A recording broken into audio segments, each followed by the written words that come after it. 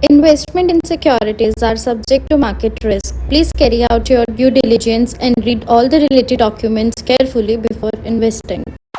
Channel को subscribe करना ना भूलें और हमारे ताज़ा वीडियो सबसे पहले देखने के लिए बेल आइकन को दबाएं।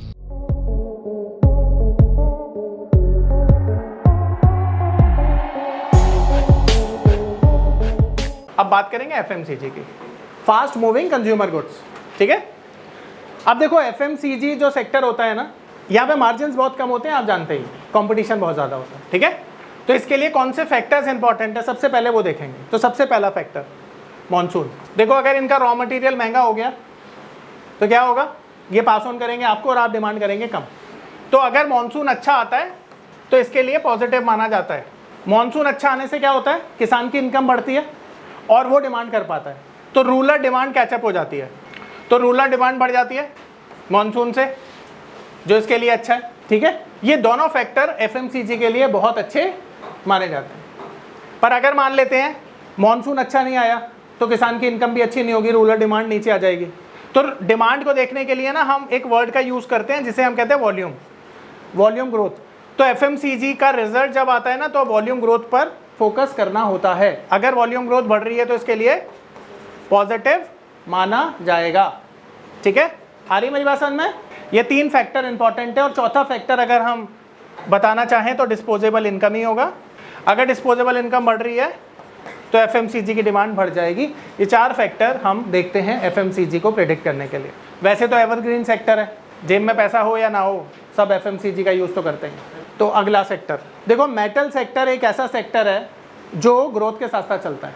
मेटल्स की ज़रूरत कहाँ होती है, हर जगह होती है, हर जगह होती है। आप एक जगह बताओ जहाँ मेटल की ज़रूरत नहीं है, हर जगह तो मेटल की ज़रूरत है। तो जब भी देश का ग्रोथ होता है तो मेटल सेक्टर सबसे पहले चलता है। तो ये ग्रोथ के साथ चलने वाला सेक्टर है। अब ग्रोथ को हम इंफ्रा से देख सकते हैं। तो जब भी इंफ्रास्ट्रक्चर अच्छा करता है मेटल सेक्टर हमेशा अच्छा करेगा। देखो जब तुम बिल्डिंग्स बनाओगे, रोड्स बनाओगे, हॉस्पिटल बनाओगे, स्कूल्स बनाओगे, तो इन सबको बनाने में तुम्हें मेटल्स की ज़रूरत पड़ेगी। और लो इंटरेस्ट रेट जब होगा तो लोग बिजनेस करेंगे, जिससे मेटल की डिमांड बढ़ेगी। तो लो इंटरेस्ट रेट इसके लिए अच्छा रहता है। ठीक है, बेस मेटल प्राइसेस जब ऊपर जाते हैं तो हमें समझ में आ जाता है कि बेस मेटल की डिमांड अच्छी हो रही है। तो बेस मेटल प्राइसेस का ऊपर जाना भी इसके लिए पॉजिटिव माना जाता है। देखो दुनिया का सबसे बड़ा कंज्यूमर कौन है बेस मेटल का, चाइना।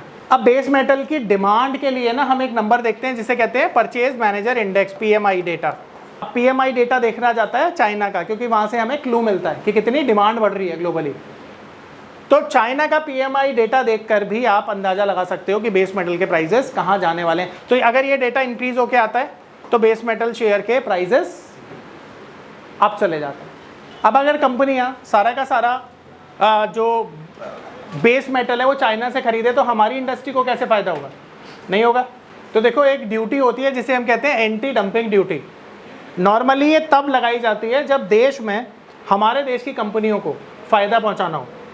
ये लगने के बाद क्या होता है, इससे विदेश का जो बेस मेटल है वो महंगा हो जाएगा और हमारे देश का सस्ता हो जाएगा इसे लगाने के बाद। तो इसीलिए जब भी ये लगती है तो बेस मेटल के जो शेयर्स होते हैं उनके लिए ये पॉजिटिव माना जाता है। तो ये जो 5 फैक्टर्स हैं ये बेस मेटल शेयर्स के लिए इंपॉर्टेंट माने जाते हैं। ठीक है, लिख लिया। फ्री ट्रेड एग्रीमेंट भी पॉजिटिव माने जाते हैं, पर बेसिकली क्या होता है कि जो बेस मेटल की डिमांड है नॉर्मली वो सबसे ज़्यादा इंपॉर्टेंट मानी जाएगी। अब जैसे तू मान ले तूने नेपाल के साथ फ्री ट्रेड एग्रीमेंट कर दिया, तो यूरोप के साथ कर ले, तो वहाँ पे क्या है कि तेरे को ड्यूटीज थोड़ी नहीं देनी पड़ेगी भाई, इसमें रिलैक्सेशन मिल जाएगा। तो पॉजिटिव है, बिल्कुल ठीक है, पॉजिटिव माने जा सकते हैं हम। पर नॉर्मली पता है क्या होता है, ये सारा खेलना डिमांड सप्लाई का। अगर डिमांड नहीं है तो तू कुछ भी कर ले, कितने भी इंसेंटिव दे दे, इसके प्राइसेस ऊपर नहीं जाएंगे। जैसे देख कोविड में अच्छे स्टील के शेयर 90% तक करेक्ट हुए थे, 90%, 90 भी छोड़ 95% तक करेक्ट हो गए। तो डिमांड ही नहीं होगी तो फिर कुछ भी इंसेंटिव कर ले, किसी से कोई फायदा नहीं। नमस्कार दोस्तों, क्या आप स्टॉक मार्केट में शुरुआत करने का सोच रहे हैं और क्या आपको यह समझ में नहीं आ रहा है कि आपकी शुरुआत कहां से होनी चाहिए? तो मैं आपको एक ऐसा कोर्स सजेस्ट करने जा रहा हूं जो आपकी लाइफ चेंज कर सकता है। और मैं बात कर रहा हूं NIFM का advance level of smart investor course की। जो आपकी लाइफ चेंज कर सकता है। जी हां, आपने सही सुना। NIFM आपके लिए लेके आया है एक ऐसा शानदार कोर्स जो आपको बताएगा कि किस तरह से आप स्टॉक मार्केट में सक्सेसफुली पैसा कमा सकते हैं। और ये कोर्स है advance level of smart investor. Advance level of smart investor course आपको हर छोटी से छोटी और बड़ी से बड़ी मार्केट की बारीकियों के बारे में जानकारी देता है, और ये सभी जानकारियां आपको इस मार्केट में पैसा कमाने में बहुत ज्यादा मददगार साबित होती हैं। तो इस कोर्स को करने के बाद आप मार्केट में सक्सेसफुल ट्रेडर और सक्सेसफुल इन्वेस्टर बन सकते हैं। पावर, देखो पावर सेक्टर की इंपॉर्टेंस गर्मियों में सबको समझ में आ गई होगी कि बिना एसी के जिंदा रहना पॉसिबल नहीं है, राइट। अब बात करें हम पावर की, तो पावर जनरेशन बहुत सारे मोड से होती है, जैसे सोलर पावर होता है, हाइड्रो होता है, थर्मल होता है, विंड होता है, बायो होता है, न्यूक्लियर होता है। ये सब पावर के जनरेशन के तरीके हैं। तो सबसे इफेक्टिव तरीका कौन सा है जिससे कैपेसिटी जनरेट होती है? थर्मल पावर, और दूसरा सोलर पावर। हमारे देश में मज़ेदार बात ये है कि ग्रीन एनर्जी के नाम पर सोलर पावर सबसे ज़्यादा ऊपर है। क्यों है? क्योंकि हमारे देश में जो सूरज हैं वो एक प्रचुर मात्रा में सनलाइट देते हैं, जिसकी कोई कीमत नहीं है, फ्री में मिलती है। तो आप देखोगे कि सोलर पैनल से जो लाइट जनरेट की जाती है, जिसे हम सोलर पावर का नाम देते हैं, ये कैपेसिटी वाइज बहुत ज़्यादा जनरेट की जा सकती है। इसका जीता जागता मॉडल देख लो, गुजरात मॉडल। गुजरात में 30 से 40% जो इलेक्ट्रिसिटी जनरेट होती है वो सोलर से होती है। और पहाड़ों में चले जाओ आप, वहाँ भी आजकल तो जितने भी होटल्स हैं सब में सोलर पावर से ही सप्लाई की जा रही है। तो क्या ये नेक्स्ट फ्यूचर नहीं है? मैं ऐसा क्यों कह रहा हूँ? दुनिया में सबसे बड़ा चैलेंज क्या है? पोल्यूशन को कंट्रोल करना। और थर्मल पावर जब हम जनरेट करते हैं तो सबसे ज़्यादा क्या पोल्यूशन होता है ना, सबसे ज़्यादा पोल्यूशन। तो उसे कंट्रोल करने के लिए क्या ये अच्छा ऑल्टरनेटिव है या नहीं? इसीलिए ग्रीन एनर्जी नेक्स्ट फ्यूचर है। समझ रहे हो? नेक्स्ट फ्यूचर है ग्रीन एनर्जी। अब ये जो नेक्स्ट फ्यूचर है, आपने देखा कि पिछले 2 सालों में 3 सालों में जो ग्रीन एनर्जी के शेयर्स थे वो कितना मल्टी बैगर रिटर्न दे चुके हैं। आगे भी कंटिन्यू रहेगा, मुझे ऐसा लगता है। तो देखो, इसमें बहुत ज़्यादा मैं पॉइंट्स तो नहीं नोट कर पाऊंगा, बट आपको एक्सप्लेनेशन दे रहा हूँ कि पोल्यूशन को कंट्रोल करने के लिए ग्रीन एनर्जी एक बेहतर ऑल्टरनेटिव है, सस्ता है, कैपेसिटी जनरेट कर सकता है। इसीलिए ये जो ग्रीन एनर्जी है हमारे लिए नेक्स्ट फ्यूचर ऑफ एनर्जी है। ठीक है? तो इसीलिए ये बेहतर सेक्टर माना जाता है, और मुझे ऐसा लगता है कि ये मल्टी बैगर होगा आने वाले दिनों में भी। ठीक है? तो इसके लिए ये सारे फैक्टर्स जो हमने डिस्कस किए इंपॉर्टेंट है। टेलीकॉम इंडस्ट्री, अब टेलीकॉम इंडस्ट्री के बिजनेस मॉडल को समझ लेते हैं। अनिल अंबानी साहब ने बर्बाद होने के बाद एक स्टेटमेंट दिया था कि टेलीकॉम इंडस्ट्री को चलाना हाथी को पालने के बराबर है। अब हाथी को पालना कितना मुश्किल है आपको पता है? हाथी को पाल तो लोगे, हाथी देखो ज़्यादा महंगा नहीं आता, 2-3 लाख का, 4 लाख का, 5 लाख का हाथी आ जाता है, पर रोज़ 10,000 का खाना खाएगा वो, कौन खिलाएगा उसको, है ना? आप बोलोगे इससे अच्छा तो स्टॉक मार्केट में 5 लाख रुपए लगाऊंगा और 1,000 रुपये, 5,000 रुपये, 10,000 रुपये में कमाऊंगा। तो हाथी पालोगे या 5 लाख रुपये स्टॉक मार्केट में डालोगे? स्टॉक मार्केट में डालोगे। तो अब ना ये प्रॉफिटेबल क्यों नहीं रहा, क्यों कंपनियां बर्बाद होती हैं, उसे हम समझते हैं, बिजनेस मॉडल को इसको समझते हैं। तो सबसे पहले आपको पता है टेलीकॉम को डिलीवर करने के लिए आपको स्पेक्ट्रम की ज़रूरत पड़ती है। अब ये स्पेक्ट्रम सरकार ऑक्शन करती है, आप लोगों को पता होगा। जो जितनी ज़्यादा ऊंची बोली लगाता है उसको स्पेक्ट्रम मिल जाता है। दूसरा टावर, नंबर ऑफ टावर, और तीसरा जो जितनी अच्छी सर्विस देगा उसको सब्सक्राइबर मिलते हैं, और चौथा सब्सक्राइबर जो पे करता है उसे कहते हैं एवरेज रेवेन्यू पर यूज़र, आरपू। अब ये चारों चीज़ों से हम इस टेलीकॉम को समझने की कोशिश करते हैं। तो इंडिया में देखो 2 प्लेयर हैं जो बहुत ज़्यादा बड़े हैं। एक का नाम है रिलायंस जियो और दूसरे का नाम है भारती एयरटेल। तीसरा भी आइडिया प्लेयर है, चौथे भी प्लेयर होंगे, 5वें भी प्लेयर होंगे। बहुत सारी कंपनियां आई और चली गई, क्यों? क्योंकि सर्वाइव नहीं कर पाई। देखो ये जो स्पेक्ट्रम है ना, इसकी जब बोली लगती है तो बहुत ऊंची ऊंची बोली पर ये बिकता है, और जब ये बिकता है ना तो कंपनियों को वो पैसा सरकार को देना होता है। अब सरकार को देने के लिए उनको रेवेन्यू जनरेट करना पड़ेगा। अब इंडिया का कल्चर क्या है? इंडिया का कल्चर तो फ्री यूजर्स वाला है। आपने देखा जियो ने 1 साल तक फ्री में कनेक्शन दिया, लोगों ने क्या किया, यूज़ कर लिया। आज जियो देश पर राज कर रहा है, सबसे बड़े जो यूज़र्स हैं वो उसके पास ही हैं।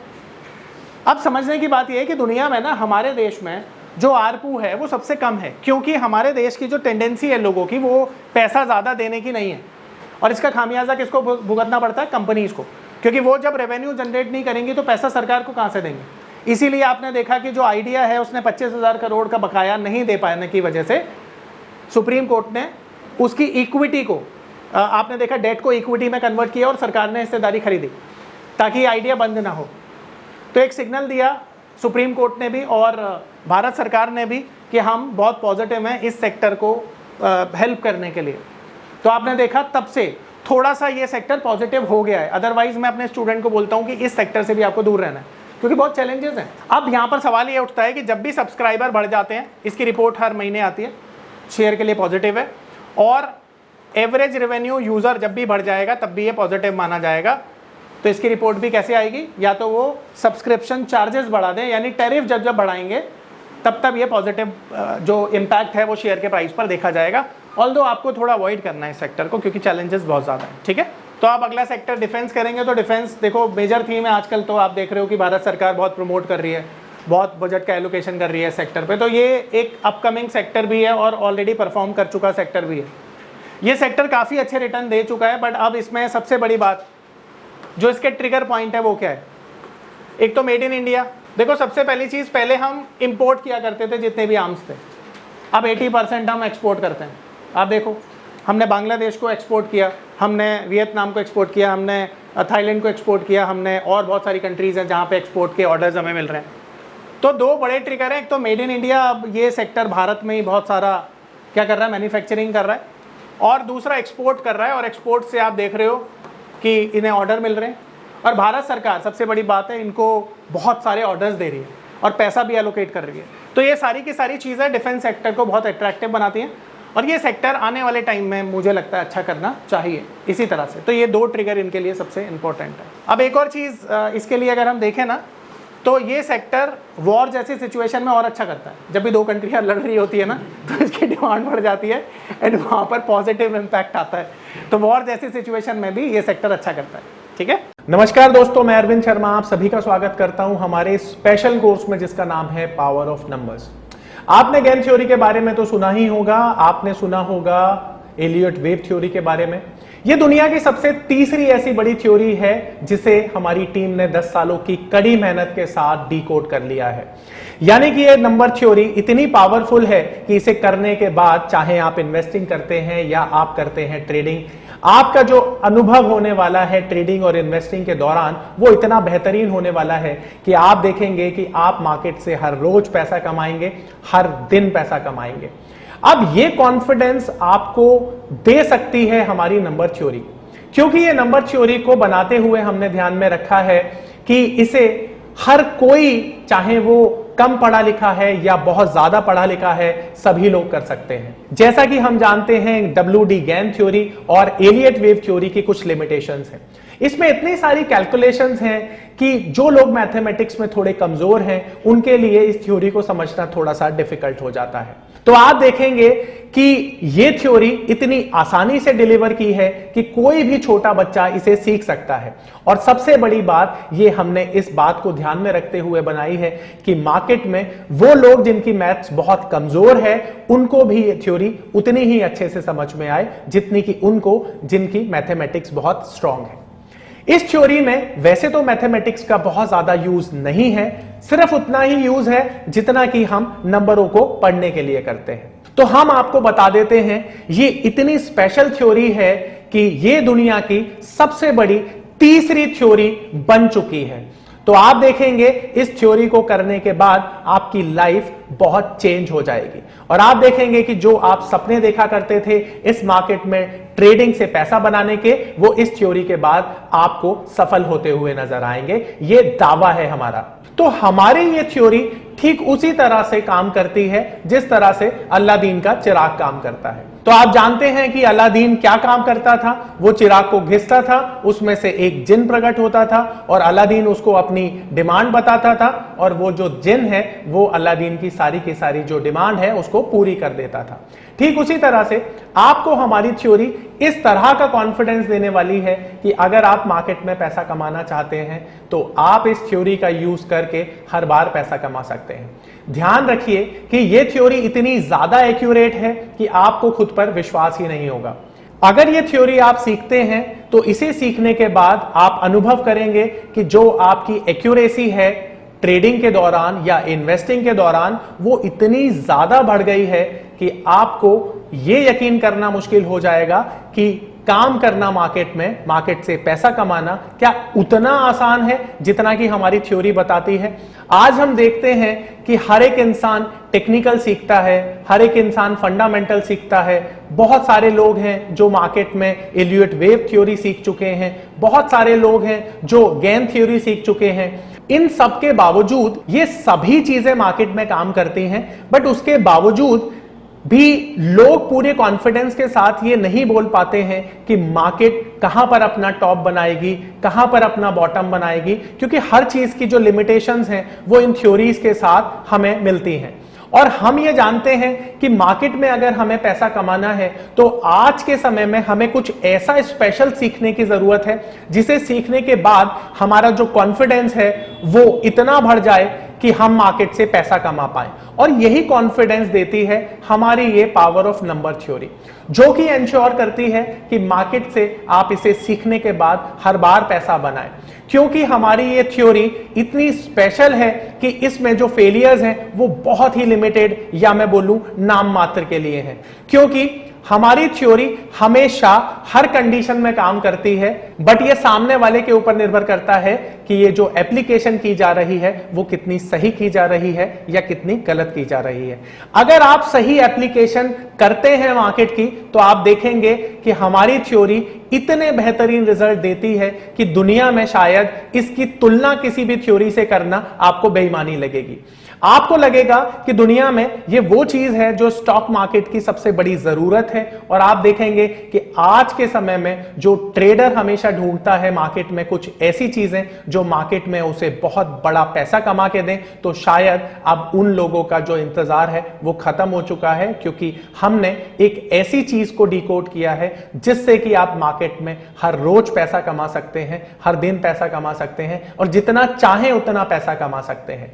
ये पावर ऑफ नंबर थ्योरी इतनी बेहतरीन थ्योरी है कि इसे करने के बाद आप एक अलग अनुभव करेंगे और आपको लगेगा कि शायद इसी चीज की आपको तलाश थी। बहुत सालों की ट्रेडिंग के बाद, इन्वेस्टिंग के बाद आपको शायद ऐसे प्रोडक्ट की जरूरत थी जो मार्केट में आपको वो कॉन्फिडेंस दे पाए, जिस कॉन्फिडेंस के साथ आप रोज पैसा कमा पाए और जितना आप चाहें उतना पैसा कमा पाए। तो हमारी ये जो पावर ऑफ नंबर थ्योरी है ये आपको आपकी सभी इच्छाओं को पूरा करने के लिए है। और आप देखेंगे कि इस थ्योरी को करने के बाद जो आपका कॉन्फिडेंस है, आपकी जो एक्यूरेसी है, आपकी जो क्षमताएं हैं मार्केट से पैसा कमाने की, वो बहुत ज्यादा बढ़ जाएंगी। और आप देखेंगे कि जो आपने आज से पहले अनुभव नहीं किया था अपनी ट्रेडिंग के दौरान या इन्वेस्टमेंट के दौरान, आप इतना बेहतर अनुभव करेंगे इस कोर्स को करने के बाद।